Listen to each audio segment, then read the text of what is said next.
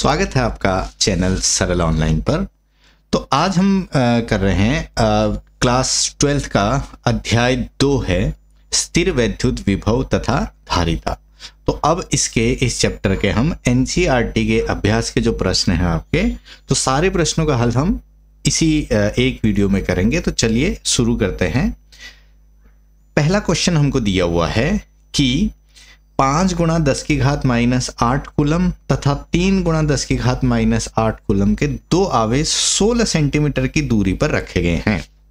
दोनों आवेशों को मिलाने वाली रेखा के किस बिंदु पर वैद्युत विभव शून्य होगा, और अनंत पर वैद्युत विभव क्या मानना है, शून्य ले लिया गया है। तो अब इस प्रश्न में हमको दिया गया है कि दो आवेश हैं हमारे पास। तो कुछ इस तरह से यहां पर हम एक आवेश मान लेते हैं कि ये Q1 है और दूसरा आवेश है 16 सेंटीमीटर दूर, ठीक है, 16 सेंटीमीटर दूर, और यहां पर जो आवेश है वो Q2 है। ये डिस्टेंस D मान लेते हैं। अब ये बोल रखा है कि कहां पर विद्युत विभव शून्य होगा, ठीक है। तो विद्युत विभव क्या है, एक सदिश राशि नहीं है, एक अदिश राशि है, क्योंकि जिस तरह से हम लोग विद्युत क्षेत्र में जो है दिशा का ध्यान रखते हैं, यहाँ पर वो जरूरत नहीं है हमको, एक अदिश राशि है, सीधे सीधे जुड़ जाएगा। तो अब विभव के लिए हमको फॉर्मूला पता है। तो विभव V इजिकल टू क्या होता है, KQ बटे में R। तो ये जो पहला आवेश है ये अपना विभव बनाएगा, ये भी अपना विभव बनाएगा। तो दोनों का कुल जो है वो कितना होना चाहिए, शून्य। तो अगर आप देखोगे तो यहाँ पर एक धनावेश है आपका, एक ऋणावेश है। तो मान लो कि ये वाला धनावेश है और यहाँ पर ये दूसरा वाला ऋणावेश दिया गया है, ये ऋण है और ये धन है। तो अब यहाँ पर इनके बीच में किसी बिंदु पर विभव शून्य हो सकता है। पहली चीज तो यह है कहीं इस बीच में विभव शून्य होगा। तो अब मान लेते हैं कि यहाँ पर दूरी आप मान सकते हो कि जैसे Q1 से R दूरी पर विभव शून्य हो गया है, तो ये वाली दूरी कितनी हो जाएगी, D माइनस R। तो यहां से हम D हमको पता है 16 सेंटीमीटर, तो Q1 का यहाँ पर विभव निकालेंगे, कोई बिंदु P मान लेते हैं, और Q2 का यहाँ पर विभव निकालेंगे, दोनों को जोड़ देंगे, 0 मिल जाएगा, ठीक है। ये चीज है। दूसरा, क्या इस बिंदु के अलावा भी कहीं पर विभव शून्य हो सकता है? तो अगर देखें तो यहाँ पर ये जो आवेश है Q1 वाला, ये है आपका 5 गुणा 10 की घात -8 कूलम। ये वाला जो आवेश है -3 गुणा 10 की घात -8 कूलम। तो अब अगर हम कोई बिंदु माने यहां इस तरफ, क्या यहां पर कहीं पर विभव शून्य हो सकता है? तो इसके लिए ये जो 5 वाला है ये दूरी कम है, इसका मान ज्यादा है, तो यहां पर ये विभव कुछ बनाएगा। जैसे दूरी कम होगी तो विभव बढ़ जाता है, क्योंकि ये क्या है आपका इनवर्स में है। और ये माइनस वाला यहाँ विभव बनाएगा। तो माइनस वाला का पहले तो मान कम है, और दूसरा दूरी बहुत ज्यादा हो जाएगी, तो उसके बराबर मान का नहीं बना पाएगा। तो यहाँ पर तो इस तरफ 0 नहीं हो सकता है। तो क्या इस तरफ किसी बिंदु Q पर विभव शून्य हो सकता है? तो देखो 5 का मान तो ज्यादा है, पर दूरी उसके लिए अब 5 के लिए ये ज्यादा हो जाएगी, तो विभव कुछ होगा यहाँ पर। दूसरा, ये जो -3 है तो इसका मान कम है, पर इसके लिए दूरी कम है, तो यहां पर कहीं पर भी हो सकता है Q बिंदु पर कि विभव शून्य हो। ये कहां होगा, माइनस वाले के नजदीक हो सकता है ये। तो पहले हम क्या निकालते हैं, इनके बीच वाला, और फिर जो है ये -Q2 जो है ये इसके नजदीक वाला बिंदु फिर निकालेंगे। तो यहां पर पहले हमने मान लिया है कि इस बीच में कोई बिंदु P है जो कि R दूरी पर है Q1 से, इस पर विभव शून्य है। तो अब P पर कुल विभव निकालते हैं हम लोग। तो P पर V1 यानी कि जो Q1 वाला विभव बनाएगा वो V1 होगा, और Q2 वाला विभव बनाएगा वो V2 होगा, इसका मान 0। अब ये जो Q1 वाला है ये विभव बनाएगा आपका KQ1 अपॉन में R, प्लस दूसरा बनाएगा KQ2 अपॉन में D माइनस R, क्योंकि Q2 से दूरी कितनी है, D माइनस R, तो बराबर 0 कर दो। अब यहाँ पर हम ये करेंगे कि इनके मान रख लेते हैं। तो K तो दोनों तरफ है K, तो उसका मान रख सकते हो, या तो ये जब ये इधर जाएगा तो K से K कैंसिल भी हो जाएगा, नहीं रखोगे तब भी चलेगा, पर Q का मान रख लेते हैं। या तो हम ये कर सकते हैं KQ1 अपॉन R बराबर, ये प्लस इधर जाके माइनस हो जाएगा, KQ2 upon D minus R। तो ये K से K कैंसिल हो गया है, तो हमारे पास क्या बचा अब, Q1 अपॉन R बराबर minus Q2 upon D minus R। तो अब Q1 का मान हमको दे रखा है, कितना है 5 गुणा 10 की घात माइनस 8, R हमको निकालना है बराबर Q2। तो ये माइनस है, इसका भी एक माइनस है कि ये -3 है, तो माइनस माइनस प्लस हो जाएगा, 3 गुणा 10 की घात माइनस 8 बटे में D की जगह क्या रख दो 16 माइनस R। तो अब 16 यहाँ पे सेंटीमीटर में दिया हुआ है, मैंने मीटर में रख दिया है। तो अब अगर मैं सेंटीमीटर में रख रहा हूं तो मेरे को R का मान भी सेंटीमीटर में ही मिलेगा, ये ध्यान रखना है।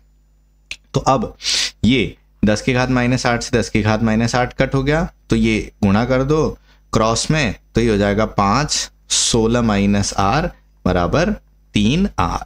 तो अब इसको सॉल्व कर लेते हैं यहाँ पर, तो ये हो जाएगा 16 पंचे आपका 80, ठीक है। तो 80 माइनस 5R बराबर 3R, तो ये इधर जाके जुड़ जाएगा। तो अब यहाँ पर आपका 80 बराबर कितना हो जाएगा, 5 और 3 8 R, तो R बराबर 80 बटे 8 यानी कि 10 सेंटीमीटर। तो अब यहां से Q1 से कितना 10 सेंटीमीटर पे आपका विभव कितना होगा, 0 हो गया। ये तो पहला पॉइंट हो गया। अब दूसरा पॉइंट हमने क्या बात की थी, तो कि इस बिंदु Q2 यानी कि Q2 का मान कम है, तो इसके नजदीक कहीं पर यहां पर विभव 0 होगा। तो वो दूसरा पॉइंट अब निकालते हैं, इसको मिटा लेते हैं।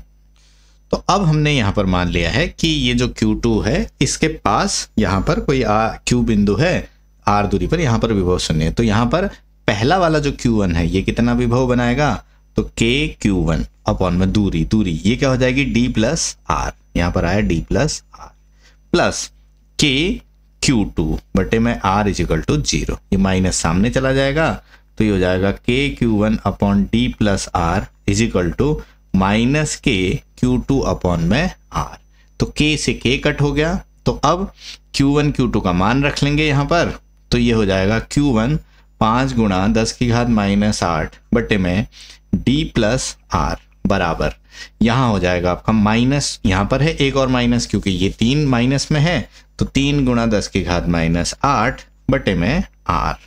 तो अब ये 10 की घात माइनस 8 से ये कट हो गया, तो ये 5 इधर मल्टीप्लाई हो जाएगा, 5R बराबर 3 D प्लस R। तो यहाँ पर तो ये 5R इजिकल टू हो जाएगा 3D प्लस 3R, तो 3R इधर चला जाएगा, माइनस हो जाएगा, तो 5 माइनस 3 2R बराबर 3D। तो R इजिकल टू क्या हो जाएगा, 3D बटे में 2। अब D का मान कितना है 16, तो 3 गुणा 16 बटे में 2, 2 8 16 और 8 दिया, ये कितना आ जाएगा आपका 24। और ये दूरी जो है 24 सेंटीमीटर कहाँ से है, Q2 से है। अगर आप Q1 से दूरी मापोगे तो Q1 से कितना हो जाएगा ये, तो ये हमारा कितना आया है 24, तो ये पहले से कितना है 16, 16 और 24 कितना हो जाएगा 40 सेंटीमीटर। तो पहले वाला जो दूरी है वो Q1 से कितनी दूर है आपका, वो हमारा आया था 10 सेंटीमीटर, और दूसरा वाला जो Q1 से कितना है 40। समझ आया है, जरूर लाइक कीजिए, आगे बढ़िए। दूसरा क्वेश्चन है कि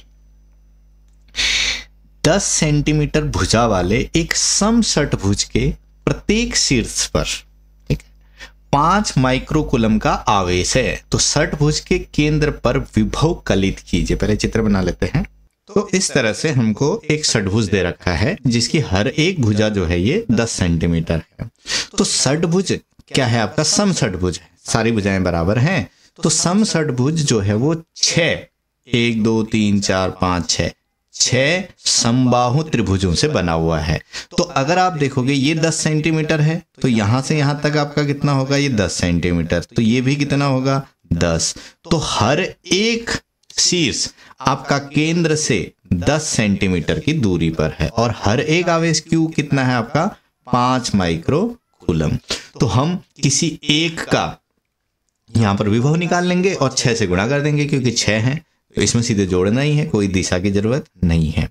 तो यहां पर कुल विभव कहां पर, उसके केंद्र पर, तो V बराबर 6 गुणा KQ बटे में R, और R कितना है हमारा 10, तो 6 गुणा 9 गुणा 10 की घात 9 गुणा 5 माइक्रोकूलम 10 की घात -6 बटे में दूरी 10 सेंटीमीटर दे रखा है, तो इसको किस में बदल दो, मीटर में बदल दो, गुणा 10 की घात -2।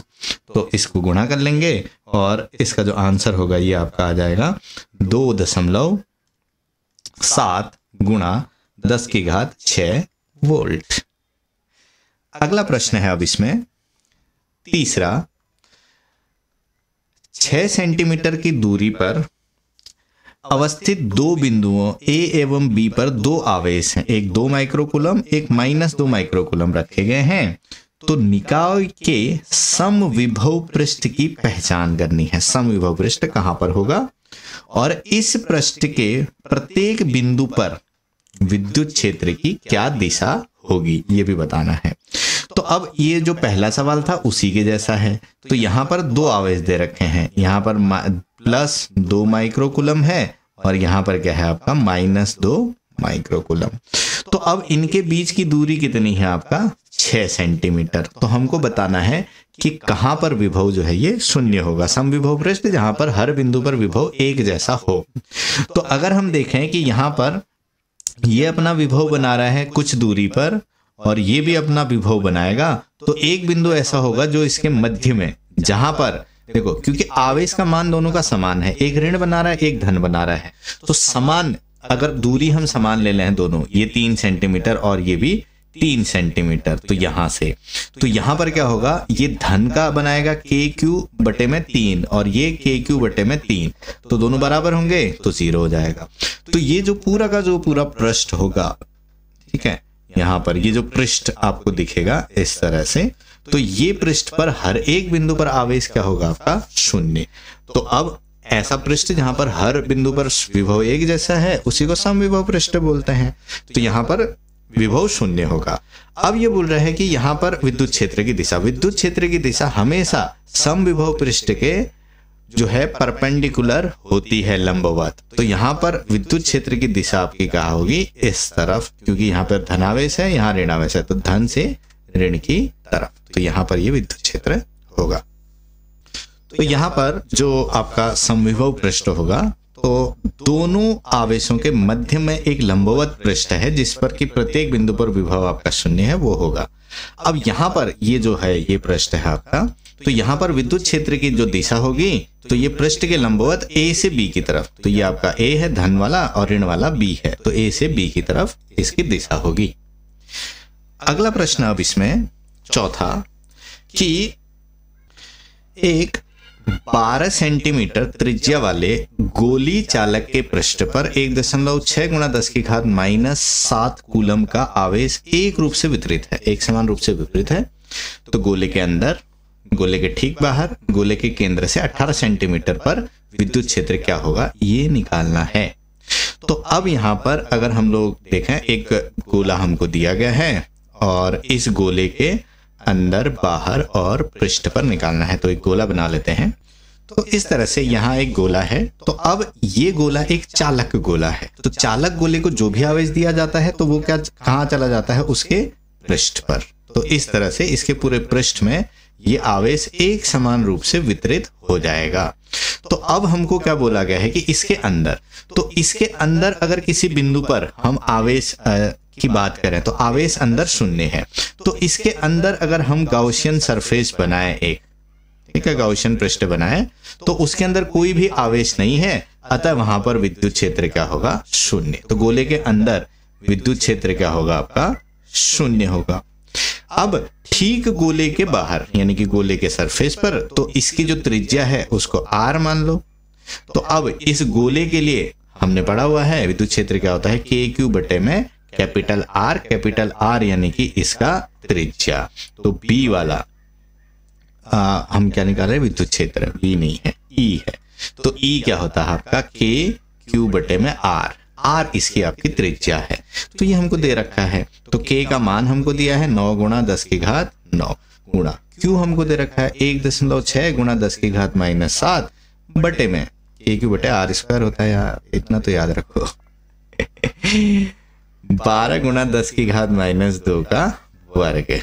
तो अब इसको आपको गुणा भाग करना है, तो ये थोड़ा सा आपको गुणा भाग करना पड़ेगा। तो इसका फाइनल आंसर मैं बता देता हूं आपको। तो ये हो जाएगा आपका 10⁵ न्यूटन प्रति कूलम।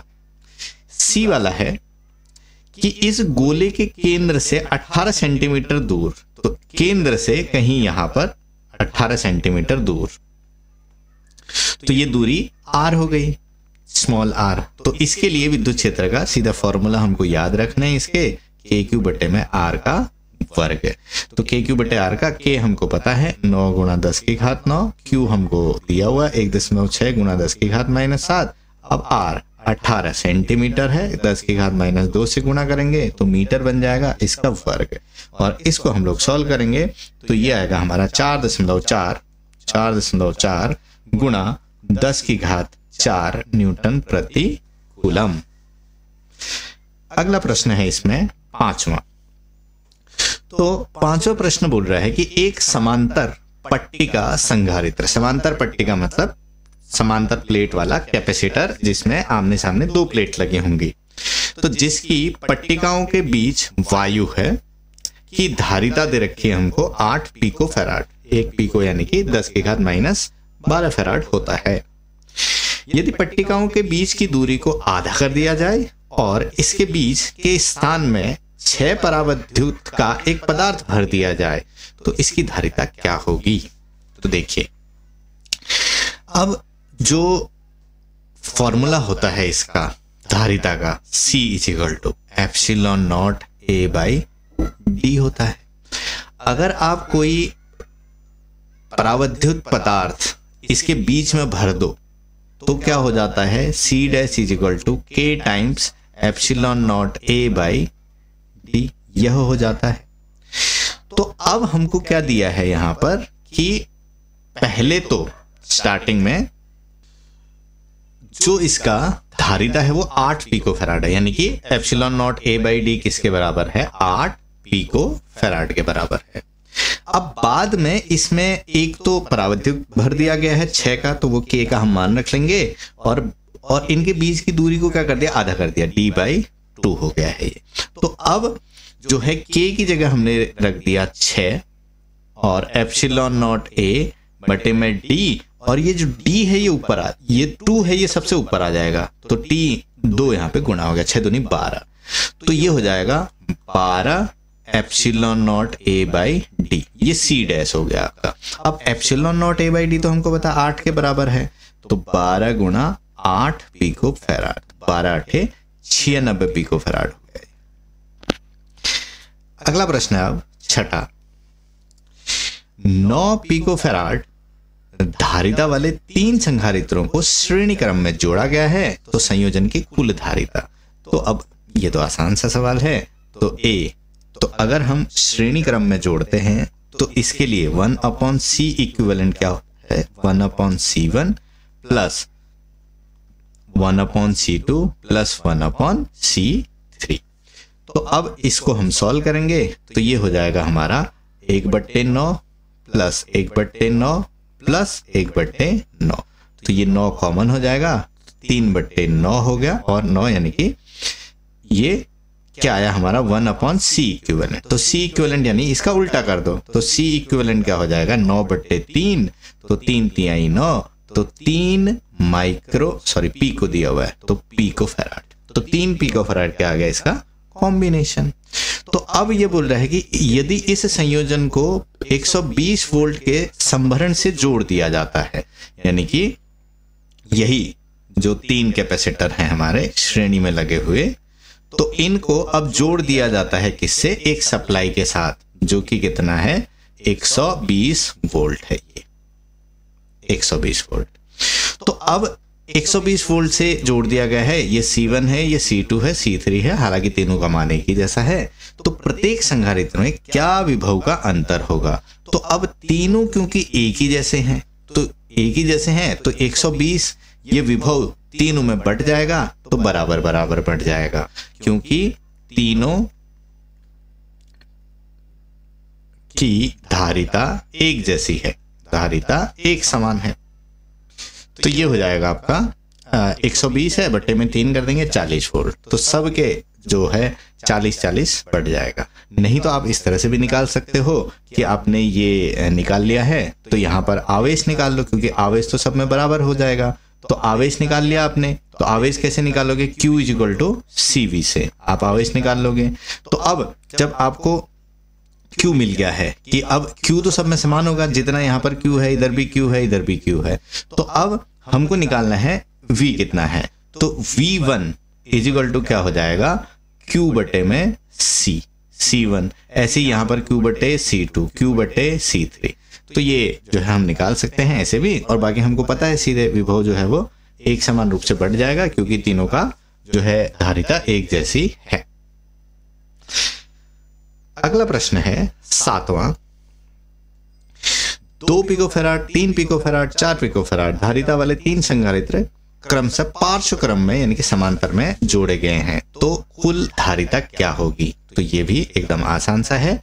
तो यहाँ पर C इक्विवेलेंट जब किसके लिए? समांतर के लिए। तो समांतर के लिए C इक्विवेलेंट आपका क्या हो जाएगा? तीनों के तीनों ये जुड़ जाएंगे, C1 + C2 + C3। तो ये हो जाएगा आपका 2, 3 और 4। तो ये हो जाएगा 2 + 3 + 4। तो 4 3 7, 7 2 9, 9 पिकोफैराड आ गया। ठीक है। तो यदि संयोजन को 100 वोल्ट के संभरण से जोड़ दें तो प्रत्येक संधारित्र पर आवेश क्या होगा? तो अब इसको जो है B वाला है, इसको कैसे जोड़ रहा है? एक ये है, एक दूसरा है ये, और एक ये तीसरा है ये, और इसको यहां से जोड़ दिया गया है बैटरी से। ये है C1, ये है C2, ये है C3। तो अब यहां से कितना दिया है आपने? 100 वोल्ट। तो 100 वोल्ट है तो समांतर है, सब में वोल्टेज क्या होगा? 100 होगा। इसके अक्रॉस भी, इसके अक्रॉस भी, इसके अक्रॉस भी। तो अब हमारे पास फॉर्मूला क्या होता है? Q = CV। ठीक है। तो हमको क्या निकालना है? आवेश निकालना है सब में। तो आवेश निकालना है तो Q = CV कर देंगे। तो हमारे पास Q कितना है ये निकालना है सब में। Q = C1V। तो C1V, तो C1 आपका कितना है? 2। तो अब क्योंकि आवेश अलग अलग हैं तो इसलिए जो है ये जो क्या अलग अलग, कैपेसिटर की धारिता अलग अलग है, तो इसलिए आवेश बराबर नहीं बटेगा, सब में आवेश अलग अलग होगा।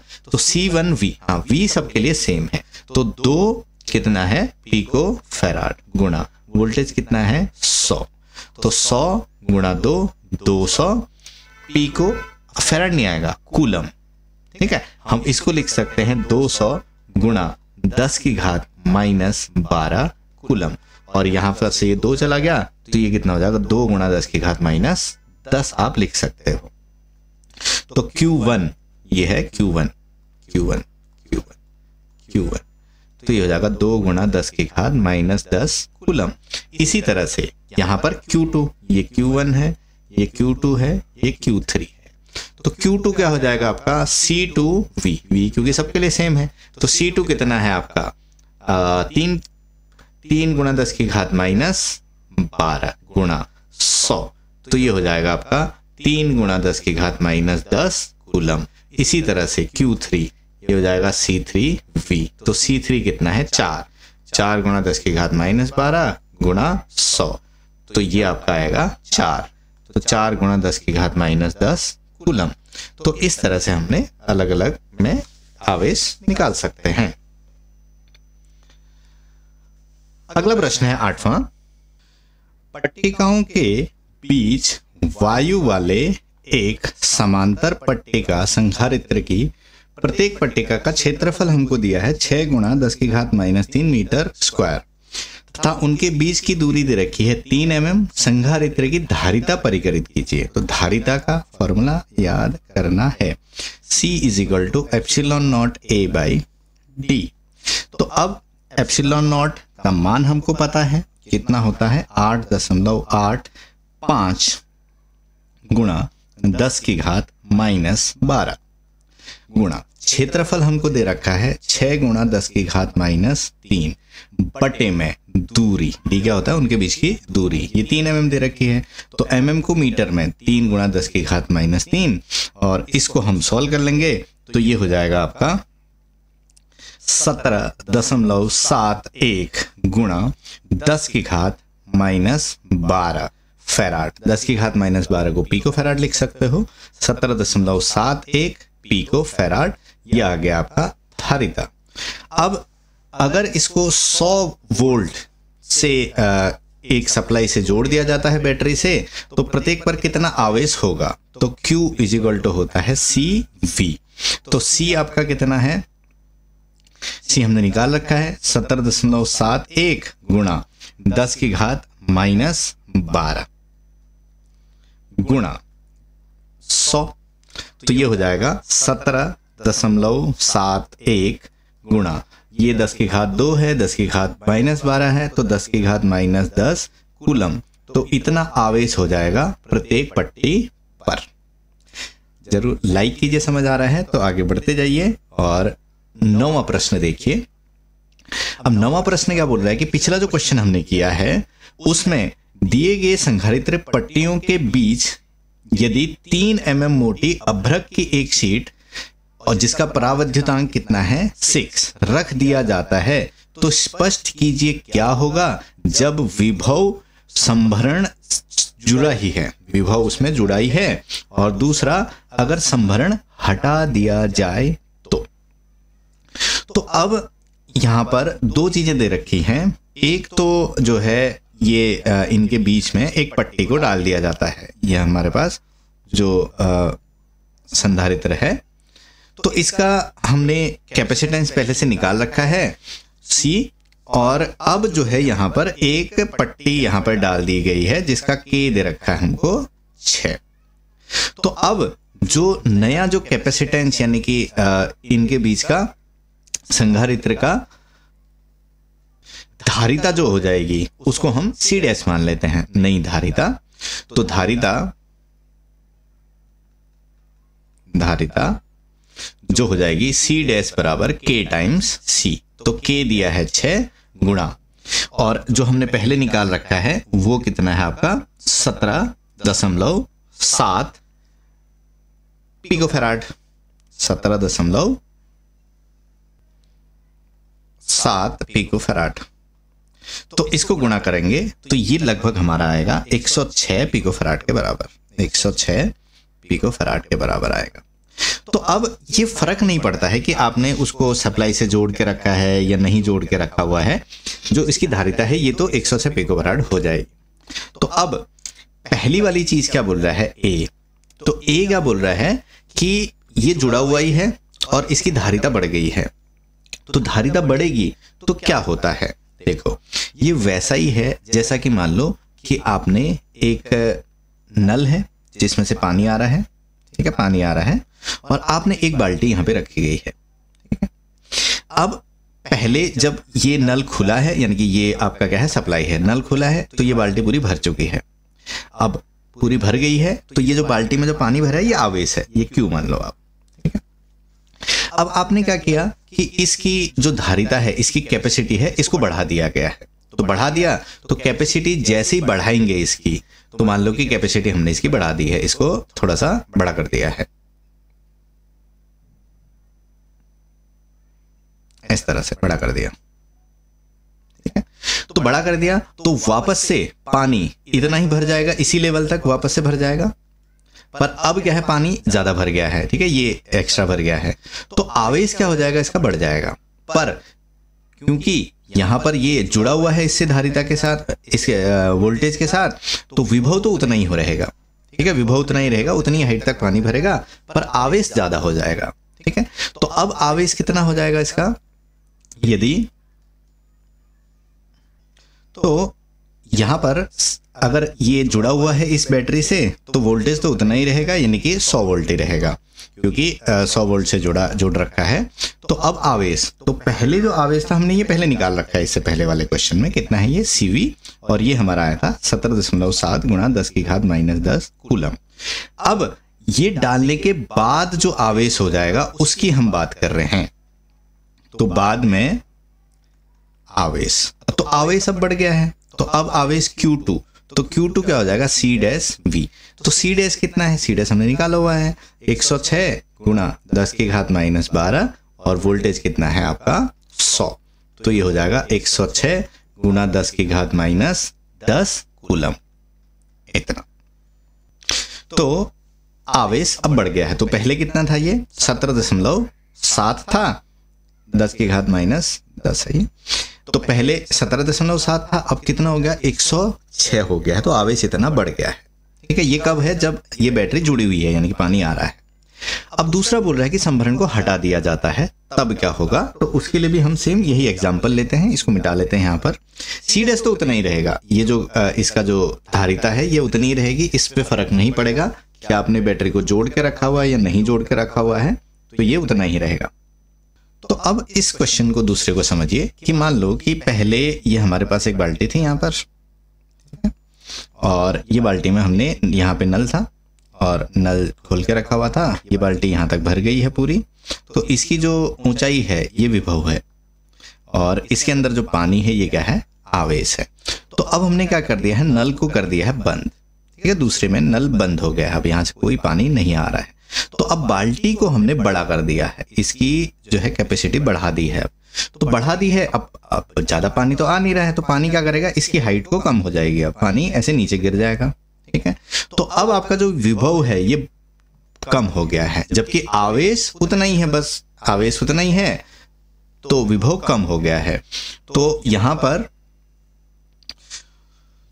पर बैटरी को हटाने के बाद अभ्रक डाला गया है, तो विभव जो है ये कम हो जाएगा, ये एग्जाम्पल हमने समझ लिया। तो आवेश उतना ही रहेगा, तो आवेश की तो मतलब नहीं उतना ही रहेगा, तो विभव V डैश ये कितना हो जाएगा, Q बटे में C डैश के बराबर।